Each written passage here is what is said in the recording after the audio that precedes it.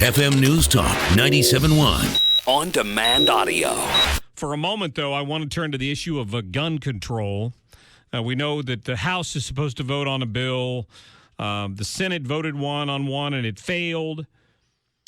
There's a lot of talk consistently about this so-called loophole that people use, the gun show loophole, they call it.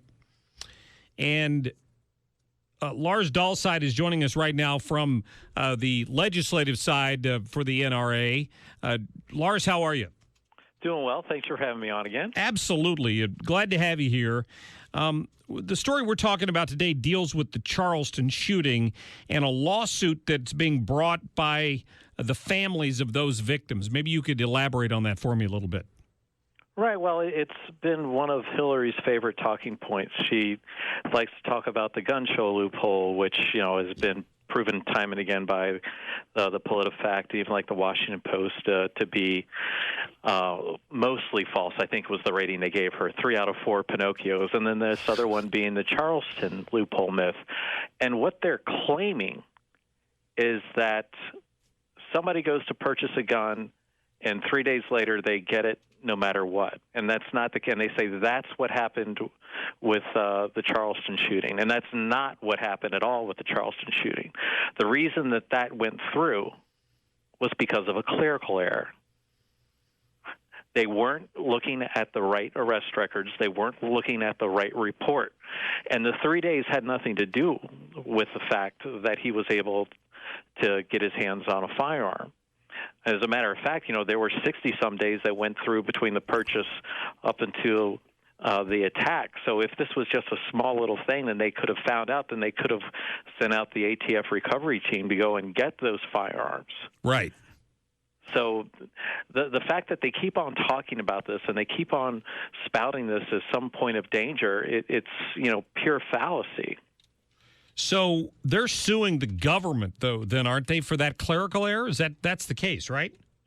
Right, yeah. They're going after the FBI with this suit. It was something that came out in the Post and Courier talking about going after the FBI. And when they talked about this overall, Director Comey, who we, for those of us that are watching most of the news stations out there, you can see him up there on Capitol Hill. Right. But he came out and said that, basically that what happened was they were looking at the wrong records. And wow. that the investigator in charge looked up in the wrong county. And that's why they didn't see that there was a charge there that would prohibit Roof from purchasing a firearm. So are they trying to allege that this happens frequently, or have they narrowed this down to this? Their lawsuit deals with this one case. I believe it happens with the one case. So overall, is what that they're focusing on right now. And for those that don't know, what happened was in February of 2015, he'd admitted that he was a frequent user, or that he was in possession of a controlled substance. And under federal rules, that's one of the things that can disqualify you from owning a firearm. And when they went through and they checked, the Lexington County Sheriff's Office. And that wasn't the correct one. It was underneath a different jurisdiction. And for some reason, it stopped there, and unfortunately, he was able to legally acquire the firearm. Wow. Now, I know you can sue anybody for anything. Are you a lawyer by chance? Oh, no. You're not. Okay, so I'm not going to ask you a legal question. I just wondered how common this was, or if people had tried something like this before, because, yes, it was a clerical error. Yes, it shouldn't have happened. Are they going to hold the individual at the National Background Check Center responsible for this? Are they just trying to get money out of the government? Or are they trying to affect change of some sort, like the folks in Newtown are by suing? They're suing Ruger, aren't they? Isn't that correct? Or is it Remington? Right. Remington. I would assume that they're hoping for a wide array of different outcomes with this, but the most one overall to make sure that something like this doesn't happen again with the system. And for the most part, the system does work. There are denials every day when people go in there that shouldn't be allowed to purchase a firearm. With the records as they are, they go through, they check, and they find out, nope, this is not somebody that should have it, and they're denied. It happens all the time. So the system's in place. The system does work when everything is done correctly.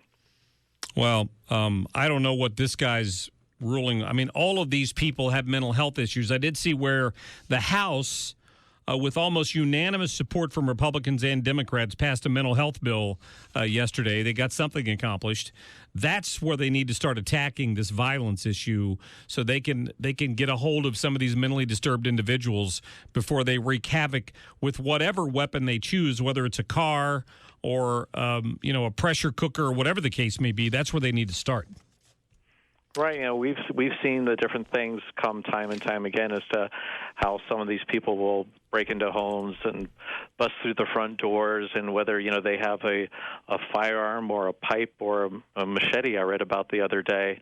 There are means that this happens quite a bit, and that's why you do see the firearm sales going up and people coming out and taking the classes that we offer here at the NRA and learn how to properly defend their family and home. Mm-hmm. That's a good point. Lars Dalseide, I appreciate you giving us an update on this story. I think it's something people need to be aware of because you do hear it all the time. I hear it till I'm sick to death with these folks complaining about this loophole, and this just more evidence. Yes, sir. Yeah, it's yet another one of the fallacies that Hillary is making up when it comes to making her gun control argument. Yeah, very good point. Lars, thanks for your time. All right, thank you, Mark. Yep, have a good day. Appreciate that. He's with the NRA's legislative branch. He keeps an eye on issues like the Senate bill that the governor just vetoed in Missouri. They were lobbying on behalf of the NRA in favor of that, and of course now we have to wait for the veto override session that's coming up. So.